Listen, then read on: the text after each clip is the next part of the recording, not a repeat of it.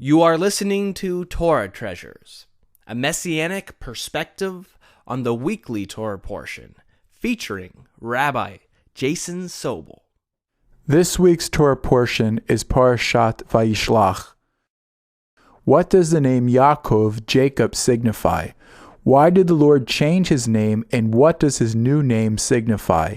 What lessons do we learn from the story of Jacob wrestling with the angel? Jacob's Hebrew name, Yaakov, literally means heel, but can also be translated as supplanter or deceiver. His name is very fitting, for it epitomizes the essence of Jacob's life as conveyed in the Torah.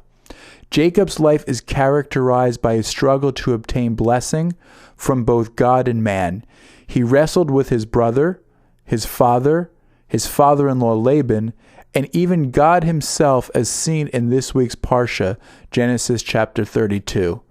Thus, Jacob's name carries with it a negative connotation, as summarized by his brother Esau's comments in Genesis chapter 27, verse 36. And Esau said, "Is he not rightly named Jacob? For he has deceived me these 2 times. He took away my birthright, and now look, he has taken away my blessing." What Jacob failed to understand until he wrestled with the angel of the Lord is that God's blessing for our lives and our destiny are not undermined by other human beings. Not fully understanding this lesson, Jacob wrestled with everyone around him for the blessing he so greatly desired and felt God had promised to him. As a result, Jacob had to be broken by God in order to become the type of person worthy to receive the fullness of God's blessing and to become a conduit for them.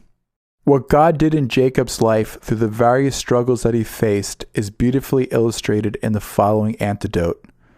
A man found a cocoon of a butterfly. One day a small opening appeared. He sat and watched the butterfly for several hours as it struggled to force its body through the little hole. Then it seemed to stop making any progress. The man decided to help the butterfly, so he took a pair of scissors and snipped off the remaining bit of the cocoon. The butterfly emerged easily, but it had a swollen body and small, shriveled wings.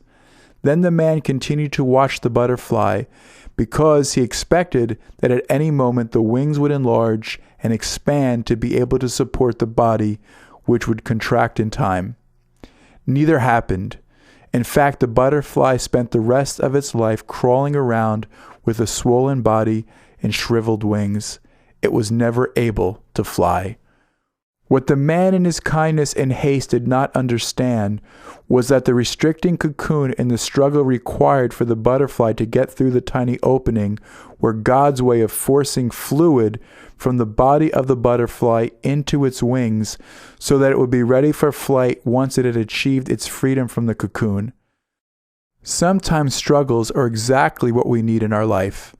If God allowed us to go through our life without any obstacles, it would cripple us. We would not be as strong as we could have been. Jacob had truly become a new person, and as a result was given a new name to signify the spiritual transformation that had occurred in his life through his struggle. The name Israel is a combination of 2 Hebrew words, Yisrael, which means to prevail, and El, God. Jacob's name change is meant to convey that a spiritual transformation had occurred in his life. Names in Judaism define a thing's essence and can also symbolically convey a person's life mission or destiny. Jacob, after wrestling his whole life with everyone around him, finally came to the realization that the only person he had to wrestle with in order to be blessed was the Lord. No longer would Jacob try and take matters into his own hands, but rather he would trust in God and his faithfulness.